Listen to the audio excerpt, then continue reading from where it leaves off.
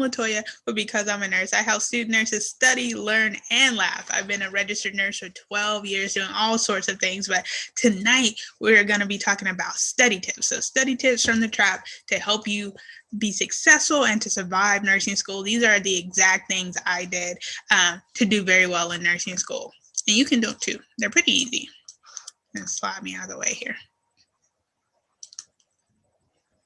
Okay, so first thing you need to do is get organized, big baby. You need to have a planner, a calendar, iCal, Google Calendar, something. You need to have something somewhere where you are writing down things and keeping track of where you're supposed to be and what you're supposed to be doing. And you need to plan everything. Plan your work schedule, your cleaning, your shopping, your class and study time, any family time, anything that you're supposed to be doing, anything you're accountable for needs to be on your calendar, on your planner. And again, everything has a time assigned to it. And for the people in the back, everything has a time assigned to it. Everything. Okay, next we're going to talk about something called time blocking, which I really love. So this little picture right here came from todolist.com, and I'll drop that link in the group. So if you want more information on it, you can check it out. So you can see this is like a typical, what a typical person's planner would look like, right? So as you can see, these are color coded. So green means create client proposal, red means email, yellow social media. That's like a grayish lunch, white meetings, blue for prep tomorrow. Now look at this side right here. You see this, all these different colors looking like at random times, right? And so they're working a longer day, right? And getting much less done. So what you can do is you can time block. You can denote specific amounts of time to a task and get it done faster and quicker, right? So let's see how they did it on this side. So it looks like from 8 to 11 or 12, now they're creating client proposals. This little time is for email. This little time is for social media. This is your lunch time. This is for meetings. And then there's prep, and you have a little email at the end of the day too. So you could do this with nursing. Like this right up here may be your class time because you're in class at this time, right? So that may be your class time. This may be your little lunch or your break after class because you do need to decompress after trying to take in all that information, right? This may be checking your emails right here. This may be study time. So you just sort of figure out which things you're going to put where, but definitely try to block it, right? And there's other ways to do it, like day themes and all that stuff. But I like time blocking. So I know where I'm supposed to be and when I'm supposed to be there. And so, like I said, with the time blocking, you divide each day into blocks of time. Each block is dedicated to completing a specific task or activity and only that task. So from 8 to 12, you're in class, right? You're not down the street. You're not in the library. You're not studying. You're in class, right, during this time. From 10 to 11, you're at lunch, right? You're not in class. You're not at work. You're in lunch. You're not, you know what I'm saying, anywhere you're supposed to be, but right here, right? Because this is scheduled for lunch, right? And also, remember, to-do list, right? A to-do list tells us what to do. Time blocking tells us when. And so you can start out with a to-do list. You can say, okay, these are the things I need to get done. And then you can block them and put them in appropriate amounts of time. One other thing I would like to add is that sometimes we don't give ourselves enough time to complete tasks, and so then we run over, right? So give yourself maybe a little extra time at the beginning. And even if you're not used to keeping a calendar and being organized, the one thing about it is if you keep doing it, you're going to get better, right? So just keep doing it, keep plugging away, make your to-do list, and then block your time out so you know where you're going to be. Right. And another thing, because it's really tough in nursing school, people want to hang out, family members want to do stuff. There's an app called iCalendar. I think I said that right. And it's free. And you can put your schedule on there too. Like you do like a Google Calendar, you can just slide it over there. And then like if your family or friends want to do something, you can say, hey, you just go to this calendar, send them the link, and then they can actually sign up to hang out with you, which they may say that's a little bit bougie, but that's an easy way to do it because your free time spots are already denoted on that calendar. And so they can just sign up when it's free instead of you having to go through and figure it out yourself. So help there. And then another thing is be on time, right? And this is coming from a person who was late for so much of her life. I finally got it together, y'all, a couple years ago. Don't judge me. Okay, so be on time. Be on time for class, for clinicals, for practicum, for tasks, for study time, for yourself. Be on time to everything, because one thing we know is that we don't get time back. So if you have, like, say you have study time scheduled, let's not do study time because we go over for that. Let's say you had hangout time scheduled from 12 to 3, right? And then you're supposed to study from 4 to 6. Well, you're hanging out and you're having such a good time, you didn't really get done until, let's say, 5. Now you're an hour in, to your study time. And then your day is going to continue to follow that pattern, and you're never really going to get caught up, and you won't have enough time to study. You won't have enough time to prepare. And so you want to make sure that you stay on time as much as possible. Of course, sometimes we wake up late, life happens. You just want to get back on track as soon as possible. Be on time, especially since you're going to be a nurse. Also, be consistent, right? Consistency is important for memory retention, and building on to previous learned concepts. So let's say you have a test this Friday, right? You studied Sunday, you studied Tuesday, and then you got back around to studying Thursday the night before the test. How well are you going to do on the test, right?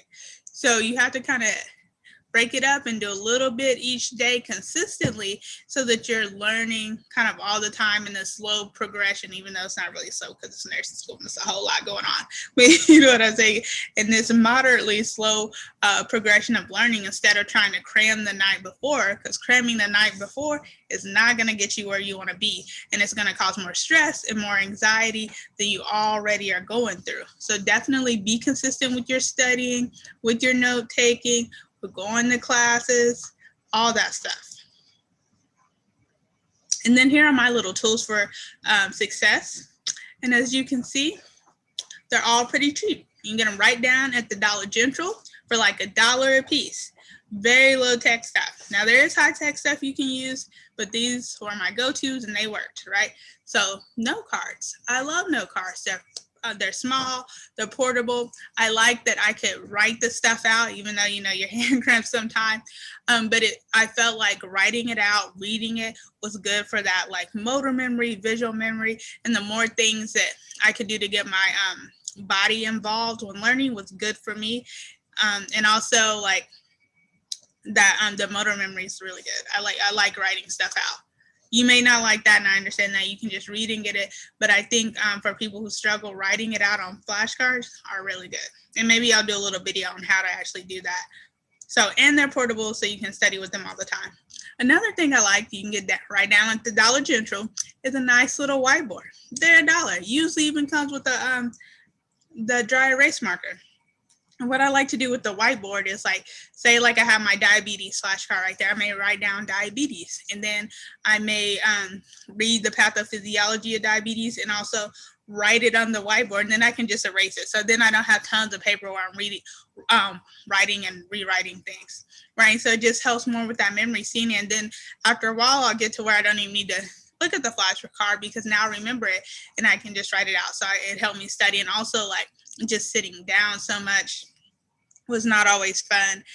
So I would get up and walk around and write with my whiteboard to kind of get some exercise. Even if it was 2 o'clock in the morning, I'm just walking around my kitchen with my whiteboard, writing stuff down, trying to remember.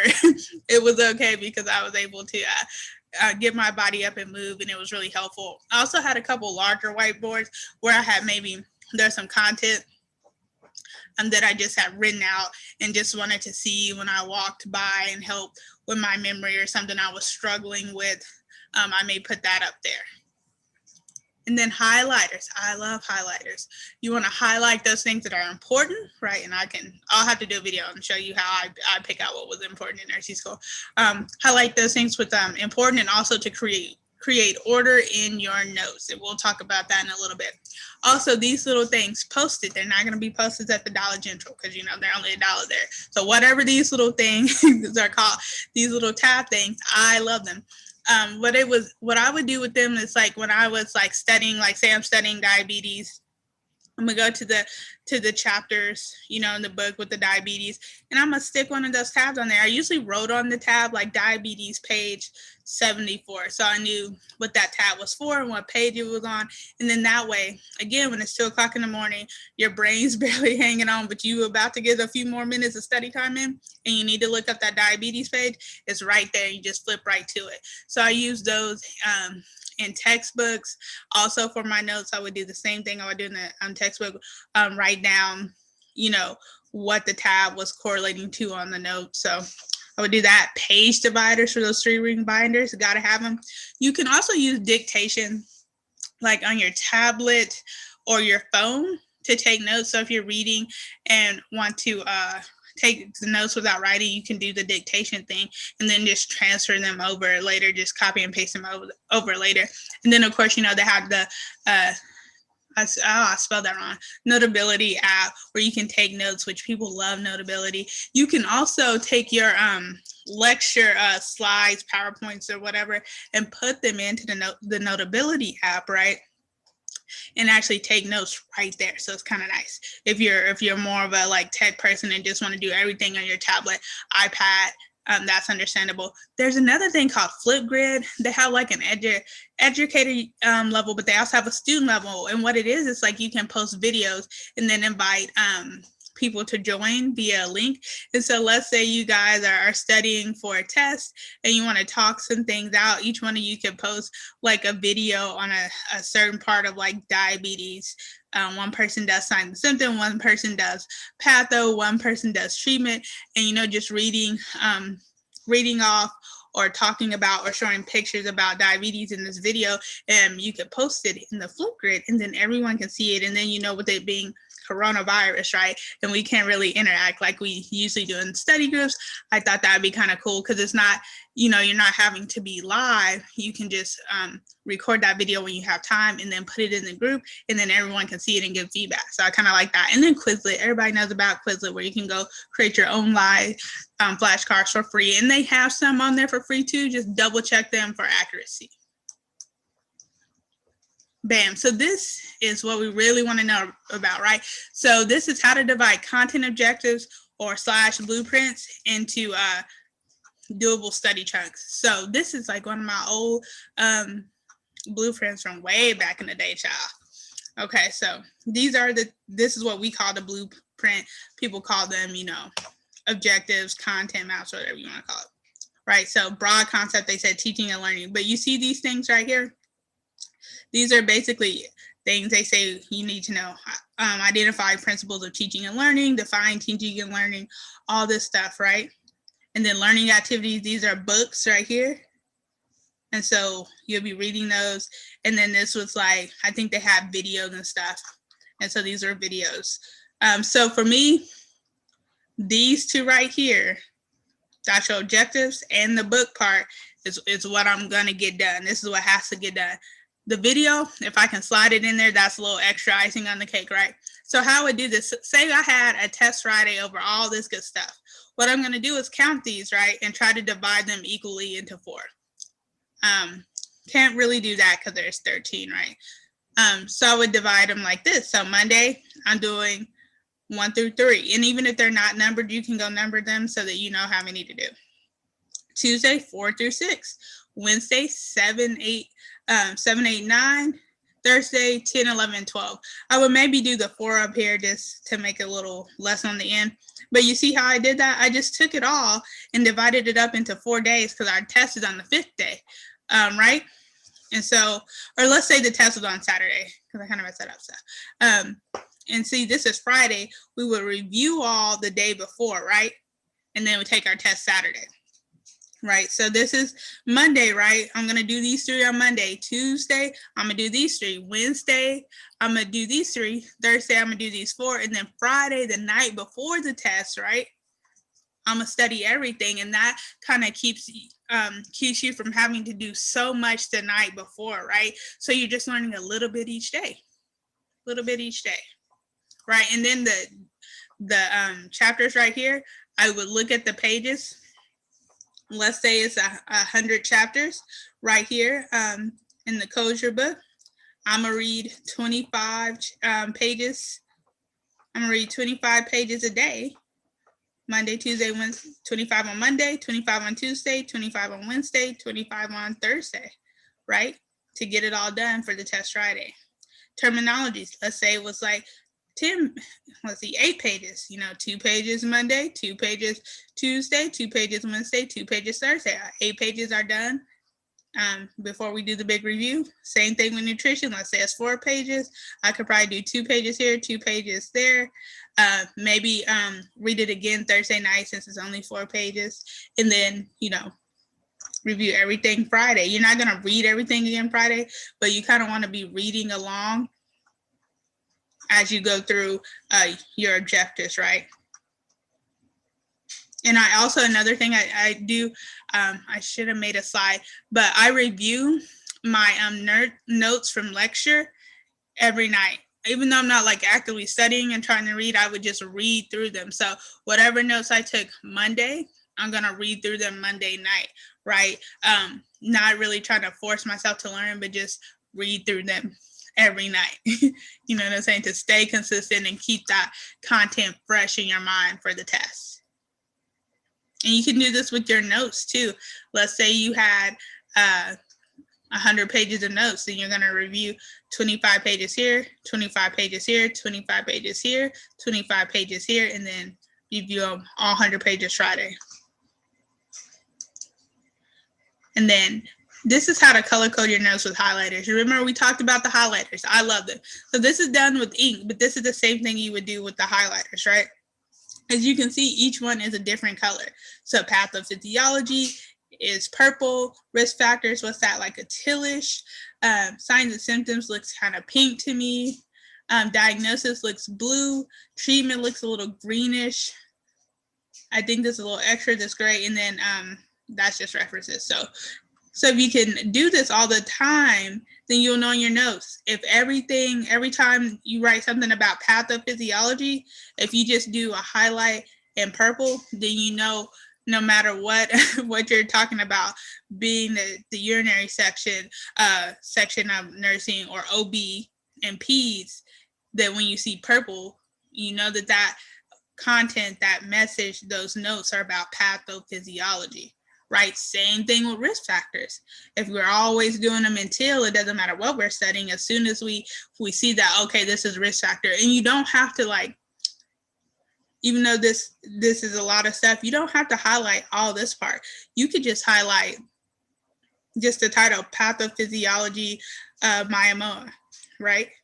Highlight that in purple, and then everything below it is pathophysiology. And so it keeps order. So it doesn't matter what you're studying, right?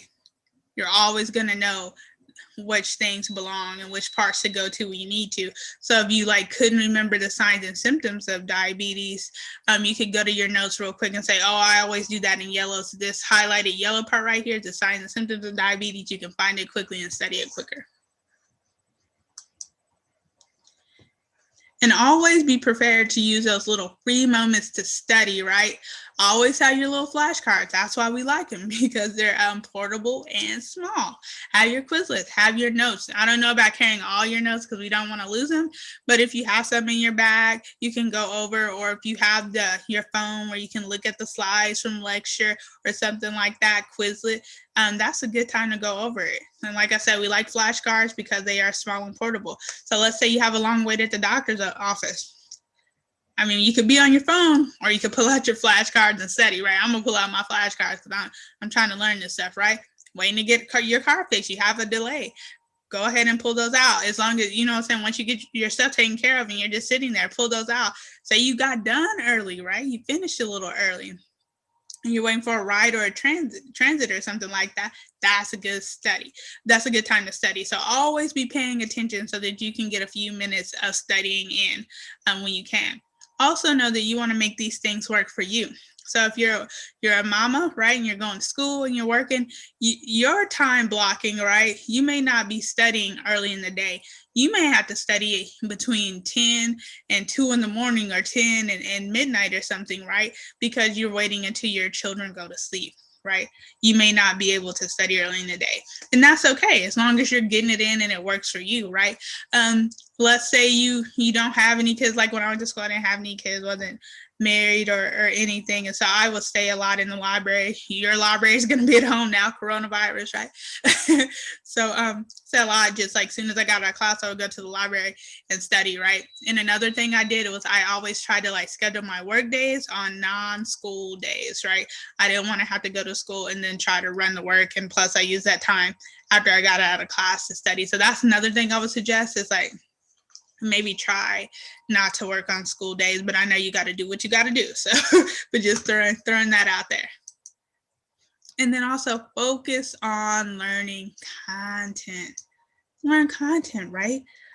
When you learn this content, then you can apply it, right?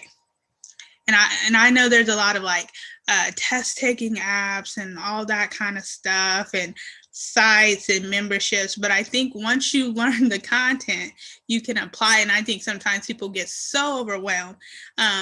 They just want to take these tests and pass, but they can't pass the test because they don't know the content, right? You're never going to pass a test if you don't learn the content first, right? And learn how to apply it. So that's the issue. So learn the content, right?